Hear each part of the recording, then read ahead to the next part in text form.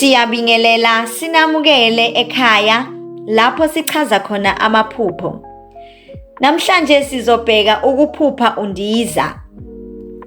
Ukuphupha undiza kuvame ukuba yiphupho elinamandla kakhulu, elihlobene nokukhula, amandla noma ukuchuma okanye ukuphumelela ngesikhathi sephupho. Ake siqaleke ngokuchaza ngokuphupha uzibona wena undiza wedwa. Ukundiza ephusheni kungasho ukukhululeka, ukukhula noma isifiso sokubalekela izinkinga. Kungenzeka ukuthi usufike esigabeni sokukhululeka empilweni yakho. Leli phupho lingaveza ukuthi unethemba lokufeza izinjongo ezinkulu noma ukuthola impumelelo enkulu.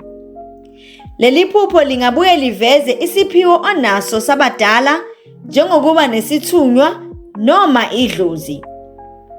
Ukuphupha undiza kungabuye kuveze ukuthi unesifiso sokuphunyuka ezimeni ezikucindezelayo empilweni yakho.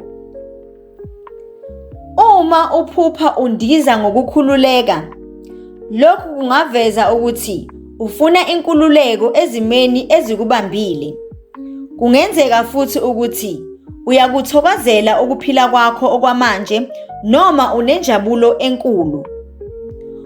Uma uphupha undiza ubheka okuthile noma ukuthola kunzima ukundiza, lokhu kungaveza ukuthi uzizwa ucindezelekile empilweni yakho futhi ufuna indlela yokuphunyuka.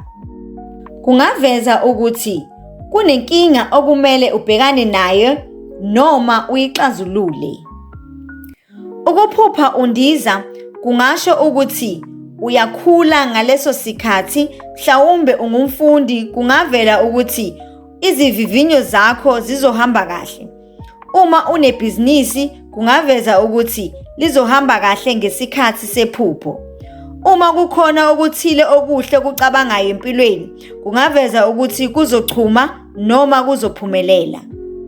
Uma uphupha undizela phezulu kakhulu kuya ezulwini, kungabonisa ukuthi uyazimisela ukuzuza imigomo emikhulu empilweni yakho.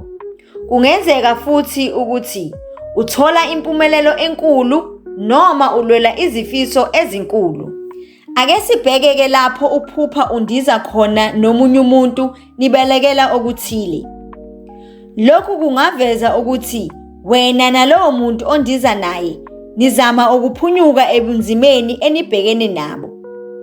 Lokhu kungaba izinkinga zomsebenzi, izinkinga zomndeni noma izinkinga zokuphila jikelele. Kungabuye kubonise isifiso sokuzivikela ebungozini obuthile.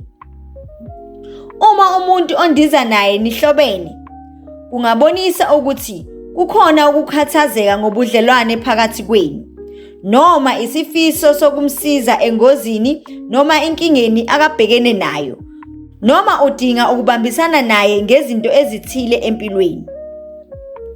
Ngamafuphi, ukuphupha undiza kungaveza ukukhula ngokukamoya noma idlozi nokukhula kokuthile okwenzayo ngesikhathi sephupho. Kuphinde kubonise ukuphunyuka engozini uma ubuphupha ubalekela okuthile. Siyabonga, nisale kahle.